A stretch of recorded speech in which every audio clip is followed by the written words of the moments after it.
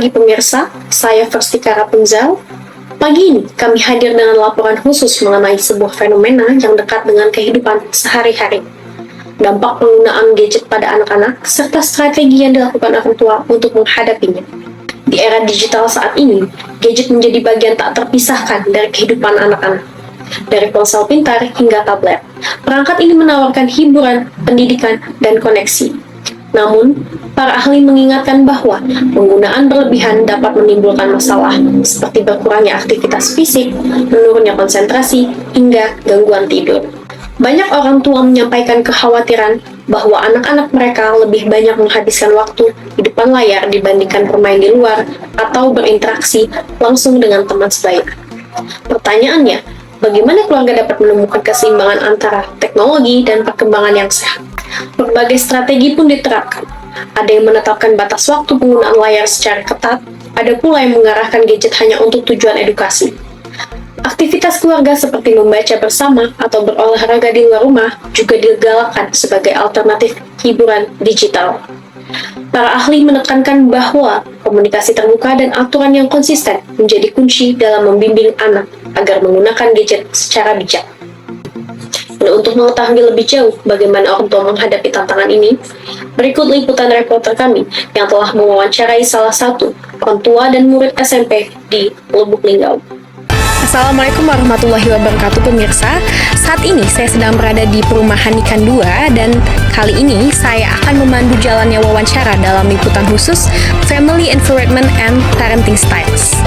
Di era digital saat ini, gadget dan teknologi sudah menjadi bagian dari kehidupan sehari-hari anak-anak. Tidak hanya membawa manfaat besar dalam proses belajar, tetapi juga menghadirkan tantangan bagi keluarga dalam menjaga keseimbangan antara pendidikan, hiburan, dan interaksi sosial. Melalui wawancara ini, kita akan mendengar langsung dari dua narasumber, seorang orang tua yang berbagi pengalaman dalam membimbing anak, serta seorang siswa SMP yang akan menceritakan pandangannya sebagai pengguna gadget. Mari kita simak bersama bagaimana lingkungan keluarga dan pola asuh berperan penting dalam membentuk kebiasaan anak di era digital. Kali ini saya sedang berada di salah satu kediaman narasumber kita sebagai orang tua. Boleh berkenalan dengan Ibu siapa? Perkenalkan, nama saya Ibu Nur Amanah. Baik, Ibu Nur Amanah.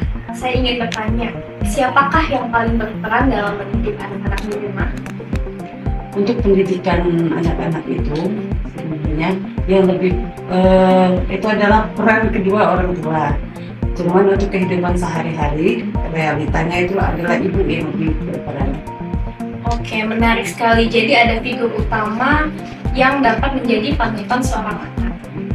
Apa gaya pengasuhan yang biasanya Anda terapkan? Untuk saya sendiri, biasanya saya menerapkan dua metode, yaitu metode otoriter dan metode permisif. Karena untuk zaman sekarang itu tidak bisa untuk satu metode, karena dua-duanya harus dipakai. Kenapa? Karena antara kekerasan ya, apa kedisiplinan dan kelembutan istilahnya itu harus ini berjalan dengan seimbang. Baik, jadi itu akan membentuk kebiasaan anak sehari-hari. Kapan biasanya Anda meluangkan waktu bersama anak, misalnya belajar atau berbincang? Biasanya itu waktu yang efektif itu kan setelah makan malam ya. Baik, jadi waktu makan malam itu dapat memberikan kedekatan emosional. Di mana biasanya interaksi keluarga sering terjadi? Biasanya ruang keluarga yang lebih sering untuk kita berbincang-bincang biasanya itu adalah di ruang keluarga. Oke, jadi itu ruangan yang menjadi pusat aktivitas bersama keluarga. Iya. Pilih gaya pengasuhan tersebut Ya, karena untuk menyeimbangkan antara kedisiplinan dan kebebasan. Baik, jadi ini adalah alasan untuk menunjukkan nilai kepada anak. Bagaimana Anda menghadapi tantangan ketika anak mulai beranjak remaja dan ingin lebih mandiri? Saya akan tetap memberikan kebebasan, tapi tetap dengan arahan yang baik. Baik, jadi pendekatan ini bisa menjadi inspirasi bagi orang tua yang lain juga. Oke, terima kasih kepada Ibu Nur Amanah karena sudah mau diwawancarai. Terima kasih banyak, semoga dapat menjadi inspirasi bagi orang tua yang lain. selanjutnya kita beralih ke narasumber kita yang kedua, seorang siswa SMP. Baik, boleh berkenalan dengan siapa? Halo, nama saya Kurnia Putra Purnama, umur 15 tahun, dan saya sekarang kelas 9 SMP. Siapa anggota keluarga yang paling sering mendukungmu saat belajar? Yang paling mendukung saya adalah ibu saya. Baik, jadi ada orang tua yang mendampingi kamu saat kamu belajar. Apa yang orang tua kamu lakukan ketika kamu berhasil atau gagal dalam pelajaran? Selalu mendukung saya maupun saya berhasil ataupun gagal. Baik, jadi orang tua kamu selalu mensupport kamu di segala situasi. Kapan saat kamu merasa paling dekat dengan orang tua? Saat belajar, karena saya belajar selalu didampingi oleh orang tua. Baik, jadi waktu belajar adalah momen berharga bagi kamu dengan orang tua. Ya. Mengapa kamu merasa nyaman atau tidak nyaman dengan cara orang tua mendidikmu? Orang tua saya selalu memberi saya kebebasan, tetapi saya tetap mematuhi peraturan. Baik, jadi kamu sudah menjadi anak yang berbakti. Bagaimana kamu biasanya menanggapi aturan dan nasihat dari orang tua? Saya diam dan mendengarkan, serta menghargai pendapat dari orang tua saya. Oke, baik. Terima kasih kepada Kurnia karena sudah mau diwawancarai, dan semoga ini bisa menjadi pelajaran bagi murid-murid SMP yang lain. Seiring perkembangan teknologi, strategi pengasuhan pun harus ikut beradaptasi.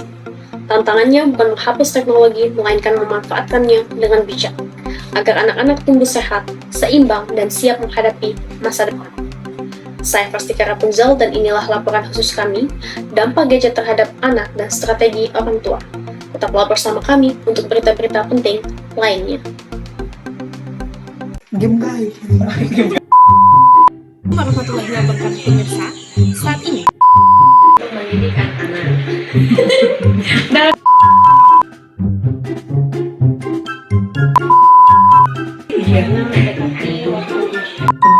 Baik, selanjutnya kita beralih ke narasumber kita.